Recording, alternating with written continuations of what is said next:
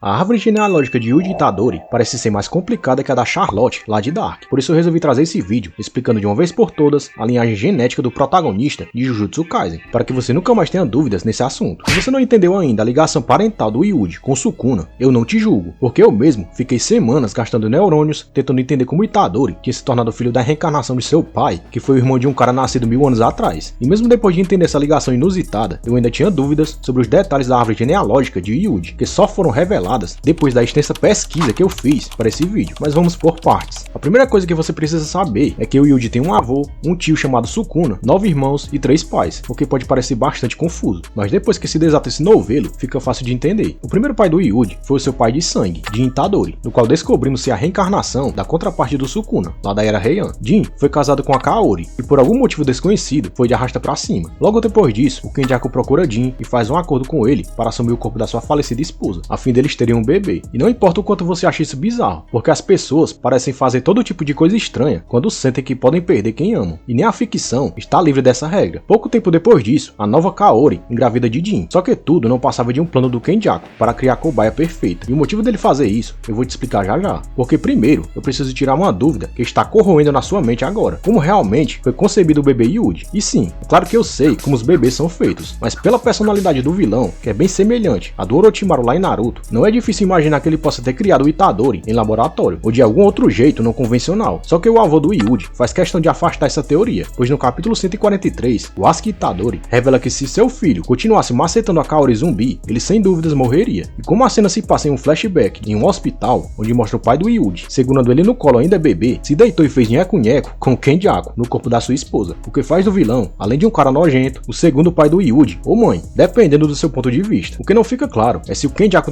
deu cabo do Jin depois, já que o seu plano estava concluído, mas devido ao aviso do avô do Yuji, é provável que tenha acontecido exatamente isso, já que ele era bem novo e não parecia ter qualquer doença. É tanto que na escola, o Yuji fala que não tinha qualquer lembrança de seus pais, o que confirma que ele foi criado pelo seu avô desde cedo. O terceiro e último pai do Yuji foi revelado só no capítulo 268 do mangá, também em um flashback, quando a Uraomi pergunta ao Sukuna que tipo de aberração era o Yuji Itadori. O Rei das Maldições revela que o Yuji era um dos filhos do Kenjaku, enquanto ele assumiu o corpo da Kaori, só que a bomba vem mesmo logo depois, quando o Sukuna revela que ele tinha um irmão gêmeo e que consumiu ele ainda no ventre da sua mãe, e um fenômeno que eu já expliquei aqui no canal, e que leva o nome de fetus em feto. Outro detalhe que vale a pena falar é que o Kenjaku selou um dedo do Sukuna no Yuji logo no seu nascimento, garantindo que o corpo do Itadori se tornasse o receptáculo perfeito para o Rei das Maldições anos depois, ou até mesmo se tornasse o seu túmulo caso as coisas não saíssem como planejado. Só não me pergunte como Kenjaku teve a sorte do Gojo interferir na sentença dada ao Yuji pelo alto escalão da escola Jujutsu, porque mesmo sem o seu controle, isso evitou que os seus planos fossem por água abaixo. Sukuna fala que de algum jeito o Kenjaku encontrou a alma perdida desse irmão que estava dentro do Jin Itadori e copulou com ele para criar o nosso protagonista. O engraçado é que depois de rever essa fala do Sukuna, não é difícil de imaginar que o vilão tenha dado cabo da Kaori um pouco antes, para abrir caminho para o seu plano, o que faz dele o carrasco dos pais biológicos do Yuji. E o capítulo 208 confirma isso, quando Kenjaku fala ao Tengen que usou a técnica antigravitacional da Kaori para escapar de um buraco negro que tinha o potencial para destruir o planeta inteiro, feito pela Tsukumo. Então eu falo sério quando eu digo que o Yuta deu o que o vilão merecia durante o jogo do abate. Claro que ainda sabemos poucas coisas sobre Jin e Kaori, e até sobre o próprio Kenjaku, que revelou ser o amigo do Tengen e parece ter vivido na mesma época em que o Sukuna, mas isso foi devido ao fato do Yuji ignorar o que o seu avô tinha a dizer sobre eles no leito do hospital. Sem dúvidas, o Asuka Itadori revelaria tudo sobre a origem do seu neto naquele momento, mas com isso, esse vídeo não existiria. Então vamos continuar. A experiência do Kenjaku deu frutos, pois o Yuji ganhou um corpo forte e resistente, independente do uso da energia amaldiçoada. Se fala que ele ganhou características únicas, como desferir golpes com o dobro do dano, como Gojo explica no capítulo 20. Além disso, o corpo do Yuji ainda esconde vários segredos, por ser o sobrinho do Sukuna, que podem fazer dele um feiticeiro bem mais poderoso do que o Rei das Maldições. Basta perceber o nível de evolução que o prota já passou só nesses últimos capítulos. Só que diferente do Orochimaru, o Kenjaku não tem muita paciência para esperar que suas cobaias deem frutos. Por isso, ele interferiu várias outras vezes na vida do Yuji, fazendo ele passar por várias experiências e upgrades, mesmo de formas indiretas. E é aí que entra os irmãos indesejados do Itadori. E a prova de que o vilão gosta de interferir nas coisas é que 16 anos depois do nascimento do Yuji, o Kenjaku plantou um dedo do Sukuna na escola dele, desencadeando uma série de eventos. Mas 150 anos antes disso, o vilão que tinha tomado o corpo do Noritoshi Kamo realizou experiências terríveis, cruzando humanos com espíritos amaldiçoados, a fim de criar uma raça superior. A cobaia da vez foi uma mulher de genética especial, que foi forçada a passar por múltiplas gestações, que resultaram em 9 criaturas, que você deve conhecer bem como Pinturas da Morte, que era uma mistura da mulher com o espírito amaldiçoado e o DNA misturado de Noritoshi Hitoshi Kamo, o que livrou o Kenjaku da pensão. Esses eram Chozo, Ezou e Kitsu, e os outros 6 fetos amaldiçoados, que também se tornaram meio-irmãos de Yuji Itadori. As 3 primeiras pinturas da morte eram considerados objetos amaldiçoados de grau especial. Porém, o Kenjaku abriu mão deles por considerar eles mais do mesmo. É tanto que depois disso, o Kenjaku focou na sua obra-prima, que era o Yuji Itadori. Outro detalhe que torna a árvore genealógica do Yuji ainda mais confusa é que foi confirmado que ele ainda é um descendente distante do clã Kamo, o que dá a ele acesso às suas técnicas de sangue, como foi revelado no capítulo 106. Mas sem dúvidas, o fator crucial que fez o Kenjaku ser bem sucedido em sua experiência com o Yuji foi a alma do irmão do Sukuna e o seu DNA, porque ele revela que mesmo depois de 600 anos de experiências e feitiçaria, e depois de perder para 2 usuários dos 6 olhos, ninguém se igualava ao rei das maldições, tanto no quesito força quanto no controle de energia amaldiçoada. Kenjaku queria então usar dessa força única para trazer de volta a Era de Ouro dos Feiticeiros, e de algum jeito, a assimilação do Tengen com a humanidade era a última peça desse quebra-cabeça. Só que antes de todas as peças se encaixarem, o Kenjaku fez do Yuji, o sobrinho do Sukuna, ser uma das engrenagens principais para que esse plano seja concretizado, mesmo que ele não esteja mais vivo para saboreá-lo. Voltando à linhagem genética do Yuji, parece que o seu avô era o cara mais normal da família, porque além dele não parecer ter a força física normal que o Itadori tem, ele criou o garoto de forma exemplar, ensinando princípios e valores que fazem do nosso protagonista a pessoa mais bondosa da obra. Basta lembrar do crush do Yuji dos tempos de escola, que era maltratada por seus colegas por estar acima do peso, mas o Itadori considerava ela até uma inspiração, porque segundo ele, a garota comia e se comportava com classe. E mesmo depois de vários anos sem rever a garota, e depois dela passar por outra grande transformação física, ele não só reconheceu ela pelo seu jeito único, como ainda mostrou que continuava gostando dela, independente da aparência, que agora estava muito mais magra. Sem falar do conselho dado por Wasuke Itadori no seu leito de morte, que foi gravado como nenhuma outra técnica dentro do coração de Yuji, que é a vontade de ajudar os outros e se cercar de amigos verdadeiros para que os seus últimos dias sejam alegres e não solitários como os de seu avô. Então só por isso, podemos concluir que o Yuji puxou muito mais o seu avô do que qualquer outro parente, seja de sangue, alma ou de carne, já que mesmo após a morte, as suas palavras ainda ecoaram na mente do Yuji, depois do incidente de Shibuya, quando o garoto pensava em desistir de tudo. Mas de todos os 9 irmãos, sem dúvidas, o que se tornou mais próximo do Yuji acabou sendo o Chozo, que teve um flashback no capítulo 106, de um evento que nunca aconteceu. Nessa visão, ele está reunido com todos os seus irmãos, e o Yuji também aparece, chamando ele de irmãozão. A partir daí, o Chozo passa a considerar o Itadori seu brother, e passa a viver exclusivamente para protegê-lo, assim como Mitsuki faz com o Kawaki lá em Boruto. Mas esse grau de parentesco é confirmado com certeza só no capítulo 135, quando o Chozo consegue sentir a distância que o Yuji estava em perigo, através do sangue, como confirmado por um dos fetos amaldiçoados. Já no capítulo 12, o Gojo confirma que a técnica amaldiçoada do Sukuna foi imbuída no corpo de Yuji, e que mais cedo ou mais tarde, o feiticeiro poderia usar ela como sua, o que se provou verdade quando o Itadori conseguiu lançar cortes semelhantes ao do rei durante o jogo do abate. A questão é que servir de moradia para o seu tio também permitiu ao Yuji se tornar uma espécie de objeto amaldiçoado, imbuído de pura energia, e isso permitiu que o Xamã devorasse os seus irmãos restantes, desbloqueando assim a técnica amaldiçoada reversa e a manipulação de sangue. Por outro lado, o dedo que tinha sido selado dentro do Yuji pelo Kenjaku permaneceu inerte, assim como outros objetos plantados, até que o vilão fez aquela transfiguração, ativando os selos necessários lá no capítulo 103 do mangá, onde se perguntou o que seria dos humanos depois que ele liberasse 1000 Yujis Itadores no mundo. E quando questionado pela Tsukumo que aquele número estava longe do ideal para completar o seu plano, o Kenjaku apenas respondeu que todo plano tinha suas fases, dando a entender que o Itadori ainda teria um grande papel nas próximas fases que ainda estavam por vir do seu plano. Algum tempo depois, lá no capítulo 160, descobrimos que o Kenjaku tinha feito de seu filho um dos jogadores do jogo do abate, e que ele não tinha feito o mesmo com Sukuna, que já tinha pulado para o corpo do Megumi, o que prova que para o sucesso total do seu plano de povoar o mundo de feiticeiros e maldições, o Yuji era muito mais necessário para o Kenjaku que o próprio Sukuna. E ainda continua assim. Assim como o Yuji, o Chozo também desempenhou um grande papel na construção desse plano do Kenjaku, porque ele salvou a vida de Itadori, dando sua própria vida em troca para evitar que o seu irmão mais novo virasse cinzas depois que o Sukuna lançou fuga contra eles. Então podemos dizer que mesmo que indiretamente, cada membro da família do Yuji serviu para um propósito único ao redor do nosso protagonista, que ainda continua sendo a peça principal do plano de 1000 anos do Kenjaku, que deve se concretizar em breve. Ou seja, assim como lá em Dark, tudo está ligado, o fim é o começo e o começo também é o fim. Gostou de saber mais sobre a confusa árvore genealógica do Yuji Itadori? Então deixa o seu gostei no vídeo e compartilha ele com aquele seu amigo que ainda não entende direito essa linhagem sanguínea do protagonista de Jujutsu Kaisen. Obrigado por ter assistido até aqui